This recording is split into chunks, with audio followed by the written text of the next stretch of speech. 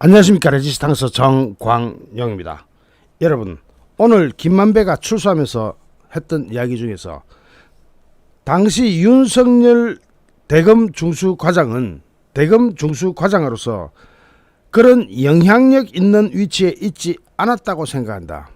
완전히 털기 작업입니다. 이걸 뭐라 그러냐면은 사고는 다 저질러 놓고 이제 정리 수준으로 가가지고 적당히 무마하면서 어떻게든 벌을 작게 받는 쪽으로, 지가 지 입으로 윤석열 당시 대검 중수과장이 부산저축은행에 영향력을 행사하고 어쩌고 해놓고 녹음이 돼 있는데도 김만배는 그런 영향력 있는 위치에 있지 않았다.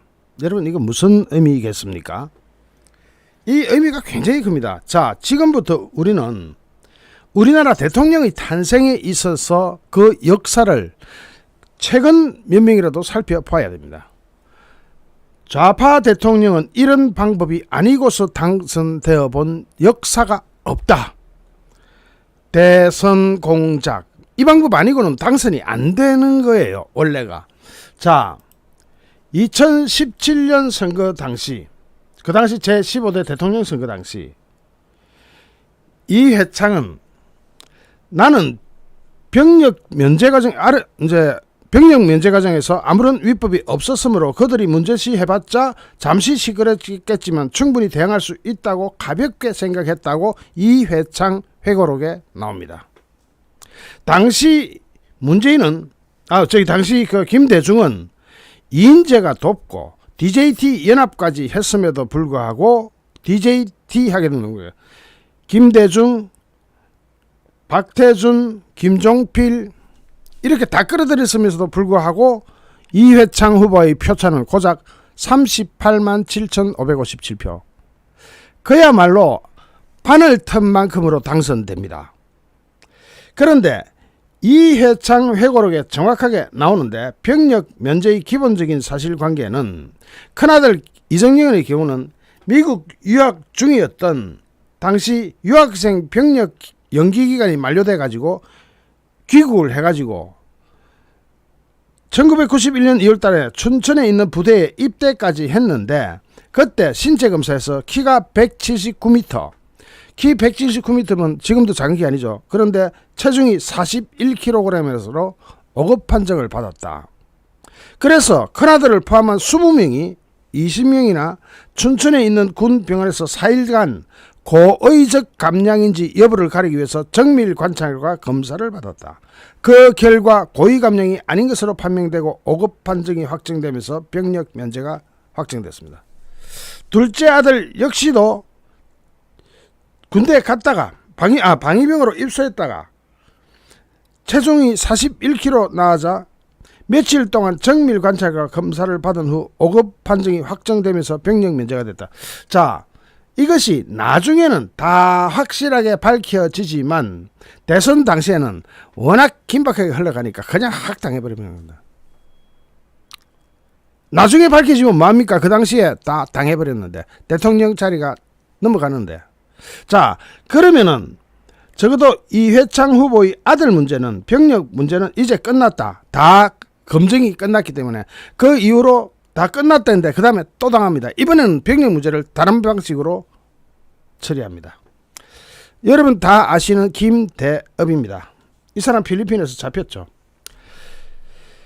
국내 대선에서 가짜뉴스가 선거 판도를 뒤흔든 대표적 사례가 바로 김대업 사건입니다. 김대업이는 녹음 테이프를 가짜로 만듭니다. 그래가 마치 진짜인 것처럼 덜렁덜렁 들고 다닙니다. 그 녹음 테이프를 검찰에 제출하기도 했습니다. 그러나 검찰 수사에서 이 테이프가 김대엽이가 녹음했다는 시점보다 2년 뒤에 그 타임머신을 탄 거죠. 제작됐다는 사실이 드러나기 시작됩니다. 녹음 테이프가 조작된 것이 드러납니다. 그런데 검찰 수사 결과 발표 2달 뒤에 대선이 치러졌고 노무현 후보가 당선됩니다. 그런데 여기서 기가 막힌 일이 벌어집니다. 기가 막힌 일이. 김대엽이가 이회창 후보 아들 병력 비리 녹음 테이프가 있다고 기자회견을 한 것은 대선을 5개월 앞둔 시점이었는데 그보다 2달 전에 오마이뉴스는 김대엽의 말을 인용해가지고 그 당시는 오마이뉴스가 큰 역할을 했어요. 이회창 후보 측이 아들의 병력 비리 은폐를 위한 대책회의를 가졌다라고 사기를 칩니다. 그걸 김대엽이가 확실하게 도장을 찍어줬고 김대엽이는 대법원까지 가서 유죄 판결이 나옵니다. 그런데 더 기가 막힌 일은 노무현이 당선되자 김대엽이를 특별 가석방으로 출소시킵니다. 김대엽이가 특별 가석방으로 출소된다는 것이 일반 잡범도 아니고 대선 공작범을 특별 가석방으로 풀어주는 것은 무슨 의미겠습니까? 노무현이가 신세를 많이 져서 고맙다는 이야기 아니겠습니까? 저게 다른 걸로 해석이 됩니까? 특별 가석방으로 노무현이 확 풀었습니다. 노무현이 언론 이런 데서 부담을 가질 것임에도 불구하고 이런 희대의 대선 사기범을 특별 가석방으로 풀어줘 버린다. 야, 노무현. 자, 그 다음에 문재인의 당선 보십시오. 2014년 4월 18일 세월호가 침몰합니다. 나중에 대통령한테 교통사고의 책임을 지을 수 없다는 판결이 나오지만 그거는 이미 다 물 건너가고 난 뒤에 나오는 겁니다. 문재인 당시 세월호가 침몰했을 때 박근혜 대통령한테 인신공양설, 무당을 불러서 구슬했다. 호텔에서 누군가와 미래를 했다. 오방랑이 어떻다. 미력이 어떻다. 나중에 다 전부 하나도 예의 없이 괴담임이 밝혀졌지만 이 사건은 그대로 탄핵 소용돌이 전국 속으로 들어갑니다. 인신공양설 뭐 이런 설이 하나 나오고 그게 계속 가느냐? 아닙니다. 그것이 가짜다라는 것이 밝혀질 때쯤 되면 무당불로 굿했다. 또 가짜다라는 것이 밝혀질 때쯤 호텔 미래설 이런 식으로 순차적으로 튀어나옵니다. 국민들한테 이미지를 주는 거죠. 국민은 여러분들처럼 그렇게 꼼꼼하게 생각하는 사람들이 별로 없습니다. 이미지로만 판단합니다. 언론이 그 당시에 얼마나 떠들어졌겠는지 이미지가 확고히 자리 잡은 가운데 탄핵이 계속됩니다. 그때 당시에 2016년 7월 달에 대선을 앞두고 난수방송이 개시되고 2016년에 12월 달에 탄핵이 일어납니다. 북한의 난수방송 이게 무려 38회나 송출되고 했는데 난수방송이 그전까지는 끊겨 있다가 이때 왜 갑자기 북한이 난수방송을 송출하는가? 남한에 잠입해 있던 고정간첩들한테 활동 개시라는 지령을 내린 것으로 해석할 수 있습니다. 그 다음에 희대의 탄핵거래 사건입니다. 김무성, 박지원의 탄핵거래. 김무성이가 형님 40석 준비됐습니다. 박지원이가 이걸 언제 밝히냐면 2019년 2월 15일 김무성을 통해서 새누리당 의원 40명을 포섭해서 박근혜 탄핵을 추진했다는 이야기를 한 라디오 방송에 나가서 딱 떠들어버립니다. 박지원이가. 그러자 김무성이는 아차 싶으니까 그 가벼운 입 다물라. 입 다물어라. 입 다물어라 뭡니까? 사실이 아니라는 이야기를 하기 좀 힘들다는 분위기죠. 그 다음에 그 당시 박지원이가 뭐라 그랬냐면은 박근혜 탄핵 때 우리가 얼마나 어려웠나. 우상호, 노회찬, 박지원 세 사람이 뭉쳐서 새누리당 격파 작전을 만들자고 했다. 정치 공작. 자 보세요. 특히 새누리당 김무성 전 대표를 필요하다. 20만 만나가지고 20표가 필요하다. 그래서 안전하게 40표를 달라 했더니 김무성이 며칠 지나가지고 형님 40표가 됐다. 그래서 탄핵을 시작했다. 정치 공작, 탄핵 거래. 세월이 지나가면 허탈하게 짝이 없지만 그 당시에는 굉장히 민감했고 탄핵까지 갔습니다. 그런데 박지원은 나중에 보니 분위기가 좋아져서 60표 이상이 확보가 됐다. 그래서 표결을 했는데 62표 차이로 탄핵이 가결되지 않았나. 딱 드러나는 그런 상황에서 대선이 벌어집니다. 문재인 당선 안 돼요? 100% 당선이죠. 이렇게 대선이 한판 이루어질 때는 사전 공작이 치밀하게 짝이 없습니다. 북한에서는 난수방송을 갑자기 시작하더니 탄핵이 시작되는데 박지원과 김무성의 탄핵 거래. 형님 사실상 준비됐습니다. 그러고 나서 문재인이 당선됩니다. 이번에 윤석열 대통령이 당선된 것은 정말로 천재일의 기회라고 할 수 있을 겁니다. 아니 검사이기 때문에 당선됐다고 봐야 될 겁니다. 검사가 아니었다면 그럼 차기 대통령은 이 분위기 이대로 가면은 차기 대통령은 누가 되나요? 또 공작합니다. 또 공작할 것이 틀림없고 지금까지 앞에서 보셨다시피 좌파 대통령이 당선되는 데는 정치 공작, 대선 공작이라는 것이 없었으면 당선이 안 됐을 가능성이 있는 사람이 김대중, 노무현, 문재인 등입니다. 여러분 이것이 우연이라고 생각하십니까? 김만배와 신학님의 시도 책값이 무슨 1억 6,500만 원을 해요. 이건 막 김만배가 어제 나오면서 뭐 감동받아가 뭐 그런 이야기는 이제 법원에서도 고려사항도 안 될 거고, 김만배 이거에 대해서 처벌 받을 거예요. 신학님도 처벌 받을 거예요. 하지만 끝난 거예요. 그때 당시 작업은 다 끝났었다는 얘기입니다. 검사 윤석열도 위험했는데 차기 대통령은 어떻게 될 것이냐. 그래서 제가 이동관 방통위원장한테 참 그렇게 몰랑몰랑하게 하다가는 진짜로 당하니까 원스트라이크 아웃제 같은 그런 헛소리 좀 하지 마라. 원스트라이크 아웃제 이거 법을 입법해야 되는데 입법 과정 거치면은 민주당이 여기에 동의해 주냐는 거. 180석 가까운 야당을 가진 그런 좌파 세력들이 동의를 해 주냐는 거예요. 입법은 적어도 150석 이상이 있어야 가는 겁니다. 제가 왜 아까 정신 차리라는 표현까지 썼냐면은 이동관 방통위원장이 정신을 차려야 됩니다. 이게 입법을 해가지고 법을 받아가지고 그 법이 나오면은 그렇게 한다는 게 원스트라이크 아웃제의 실상이라는 것을 많은 우파 국민들이 모르고 있습니다. 여러분도 몰랐을 겁니다. 원스트라이크 아웃제가 입법 추진이라는 것을.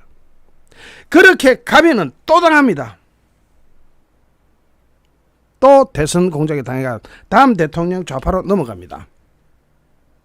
지금까지 좌파 대통령으로 당선된 사람 치고 멀쩡하게 당선된 사람이 있었냐? 정치 공작 없이 있었느냐?